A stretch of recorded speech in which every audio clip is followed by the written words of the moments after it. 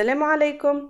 Nous allons parler dans cette vidéo des racines des plantes, ces organes qui sont responsables de l'absorption de l'eau et des sels minéraux.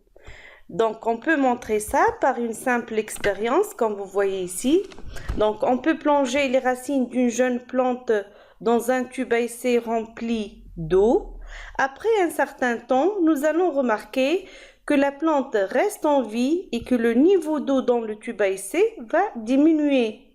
Ce qui montre que la plante a pu absorber l'eau de tube à essai grâce à ses racines.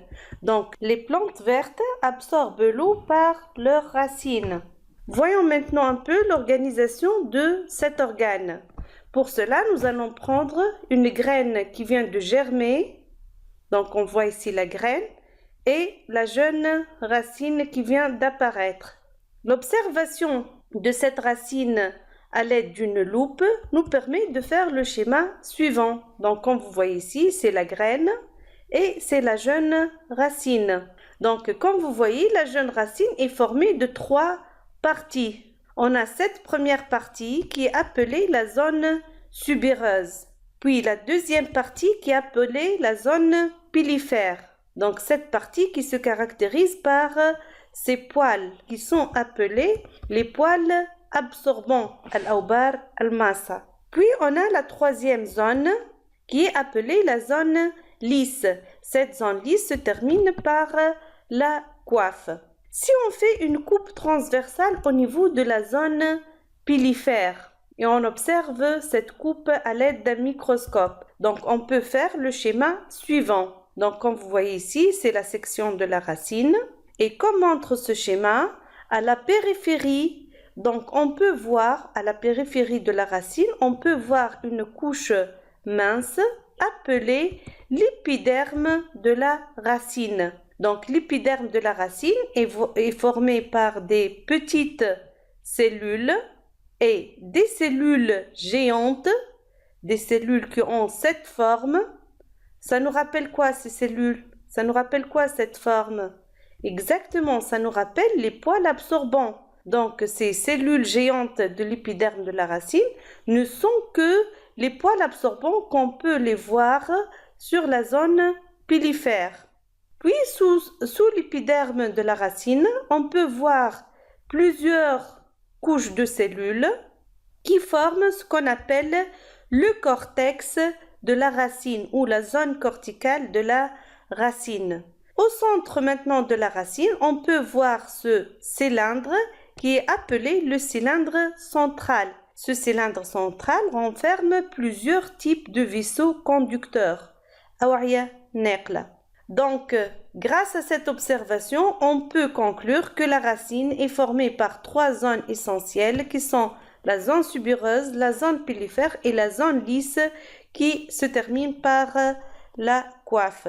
La question maintenant qui se pose, par quelle zone se fait l'absorption? Est-ce que la plante absorbe l'eau par la zone subéreuse ou par la zone pilifère ou par la zone lisse ou par les 3 zones?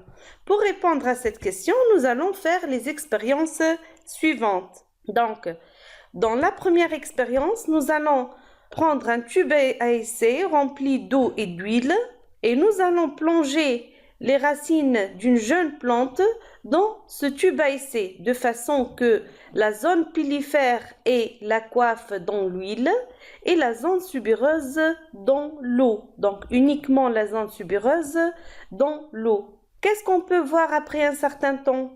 Exactement, donc on voit que la plante se fane et le niveau d'eau dans le tube à essai ne diminue pas.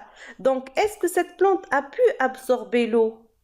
Ou plus précisément, est-ce que la zone subéreuse a pu absorber l'eau? Eh bien non, la zone subéreuse n'a pas pu absorber l'eau. D'où on peut conclure que la zone subéreuse n'est pas responsable de l'absorption. Passons maintenant à la deuxième expérience. Donc, comme vous voyez, cette fois-ci, nous allons mettre seulement la coiffe dans l'eau. Les autres parties de la racine sont en dehors de l'eau. Qu'est-ce qu'on remarque comme résultat? Exactement, donc la plante se fane et le niveau d'eau ne diminue pas dans le tube à essai. Donc, cette plante, est-ce qu'elle a pu absorber l'eau? Elle n'a pas pu absorber l'eau. Ou exactement, la coiffe n'a pas pu absorber l'eau. Donc, on peut conclure que la coiffe n'est pas responsable de l'absorption de l'eau.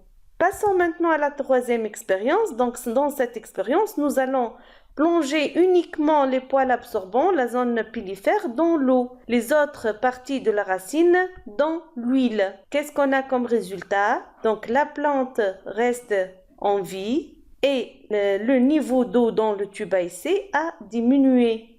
Donc, cette plante a pu absorber l'eau et les poils absorbants et la zone pilifère est responsable de l'absorption d'eau. Donc, les poils absorbants qui sont des cellules géantes de l'épiderme de la racine. Donc, c'est une cellule géante. Elle a un noyau, elle a le cytoplasme, elle a une vacuole, elle a la membrane cytoplasmique. Donc, c'est une cellule végétale, mais qui a une grande taille. Donc, cette cellule géante, qui est appelée poil absorbant, est capable d'absorber l'eau et les sels minéraux. Nous allons maintenant poser la question suivante. Comment ces cellules, comment ces poils absorbants peuvent absorber l'eau qui se trouve dans le milieu externe? Nous allons répondre à cette question dans une autre vidéo sur la chaîne Taqi Academy. Donc, à bientôt, Inch'Allah.